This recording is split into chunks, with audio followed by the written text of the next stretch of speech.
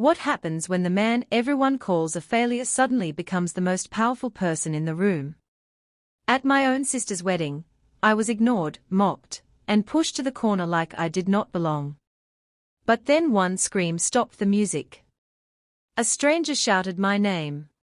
And the truth about my secret life as a billionaire began to unfold. Just when the celebration turned into shock, a cyberattack threatened to destroy everything I had built. And the one person no one noticed, the quiet woman standing in the corner, changed the fate of the entire night.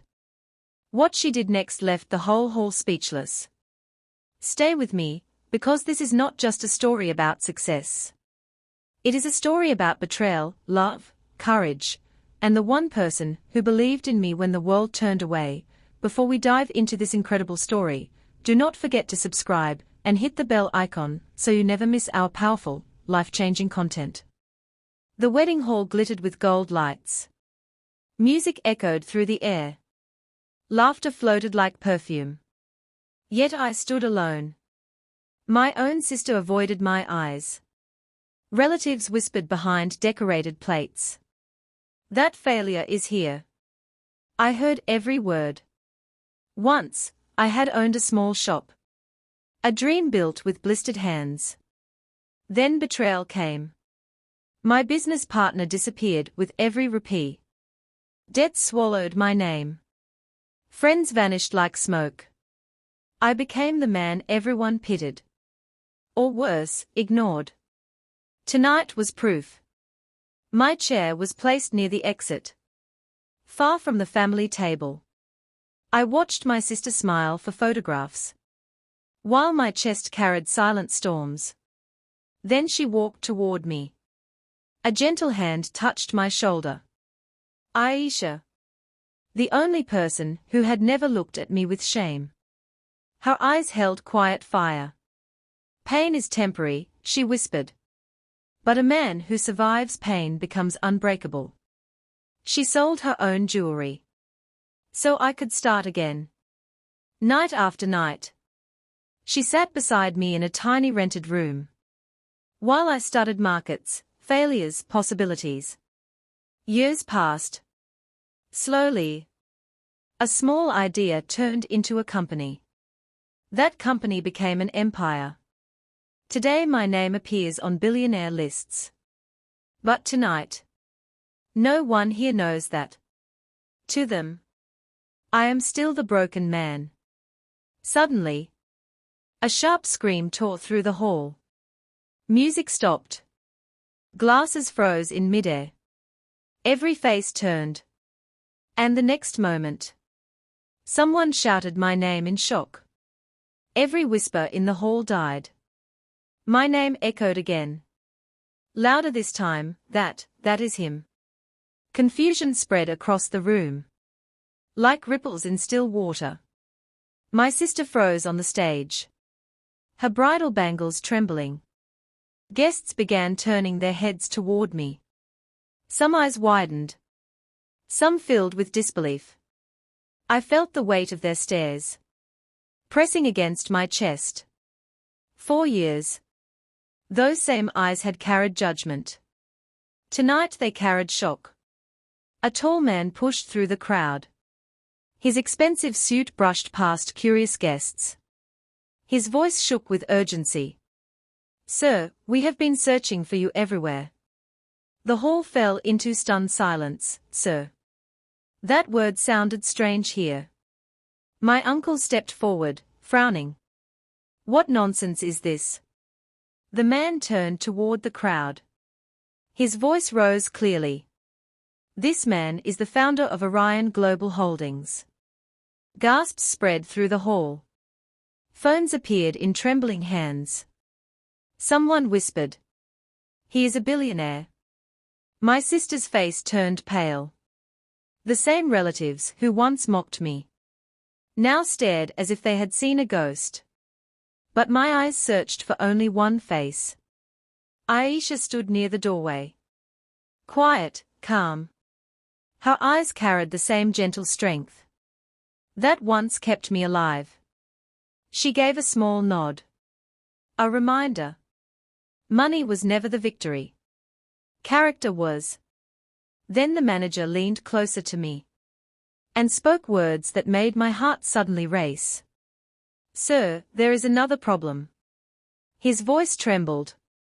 And what he revealed next made the entire celebration feel dangerously fragile. The hall held its breath. I looked at the manager. His face had lost all color. "What happened?" I asked quietly. He swallowed hard. "The company servers were attacked tonight. Millions are frozen. Investors are panicking." A murmur spread through the crowd. Someone whispered, "So the billionaire is collapsing again." The words cut deeper than knives. For a moment, old memories returned. The empty shop. The unpaid debts. The humiliation. Failure had once buried me alive. My chest tightened. Then a warm hand touched mine. "Aisha." Her voice was calm, steady. "You survived worse storms." Her eyes held mine. "The man who built everything from nothing does not fall because of one battle." I breathed slowly. Around us, the wedding lights flickered softly, as if the night itself waited for my answer. I turned to the manager.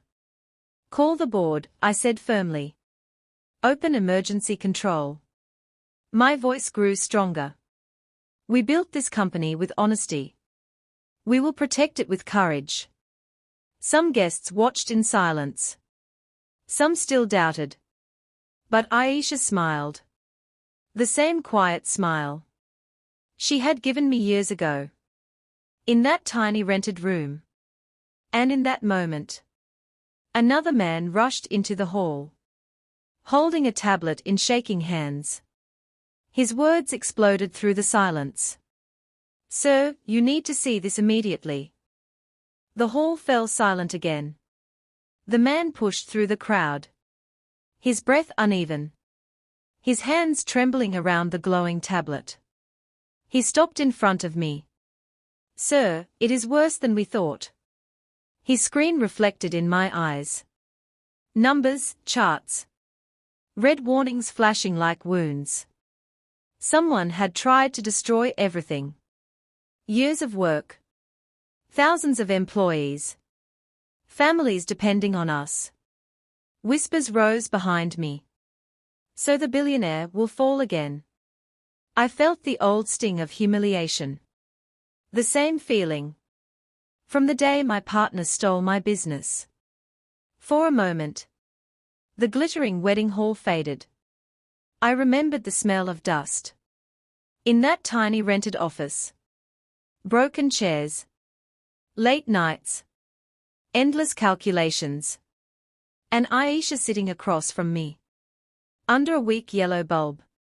Selling her last bracelet. Just so I could breathe one more day. Her voice came again. Soft but unshakable. "You did not build success with money. You built it with courage."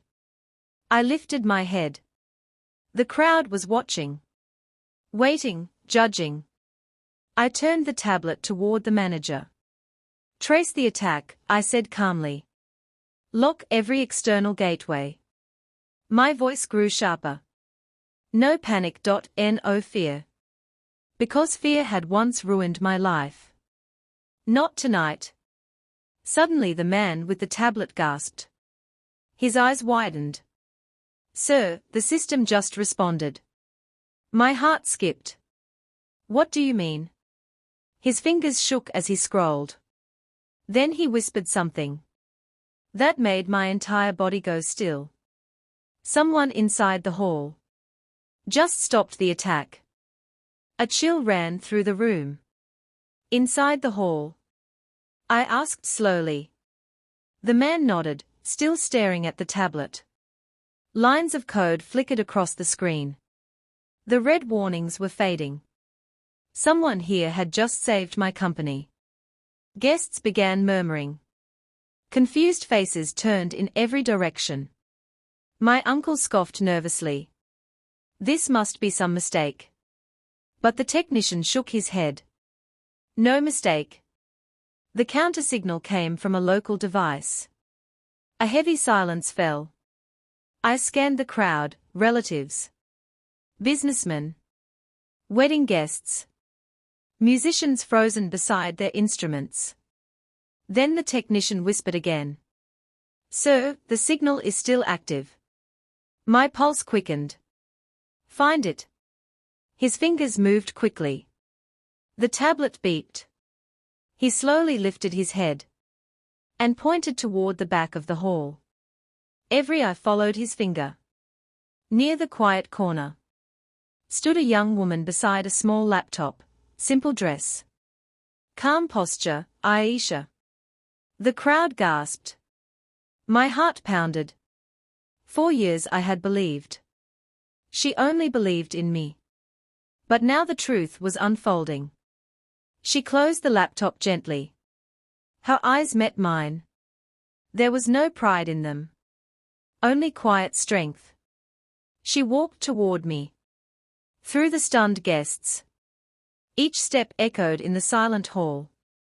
When she reached me, she spoke softly. I did not want your empire to fall on your sister's wedding night. My voice trembled. You stopped the attack. She nodded slightly. But that was only the first layer. The technician suddenly looked terrified. His hands shook over the tablet. Sir, she is right. A cold wave passed through me. There is another attack. And it is much bigger. The technician's words hung in the air. A second attack is coming. The wedding hall felt suddenly smaller. Lights glowed softly above us. But tension wrapped every heart. I looked at Aisha. She did not look afraid. She opened the laptop again. Her fingers moving with calm precision. Give me access to the main network, she said. The technician hesitated. I nodded. Do it. Within seconds, lines of code began racing across the screen. The hall remained silent. My sister watched from the stage. Her eyes filled with confusion. And something close to regret. Relatives who once mocked me now stood quietly, as if witnessing a moment they could not understand. Aisha worked without panic.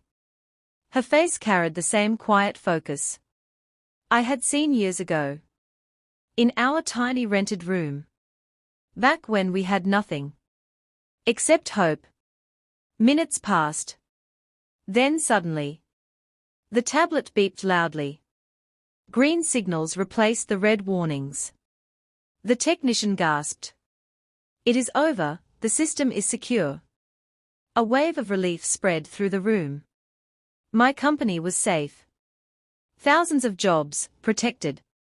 I slowly closed Aisha's laptop. Emotion filled my chest.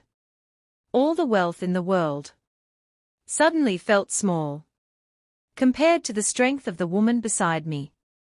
I turned to the guests. My success was never mine alone, I said.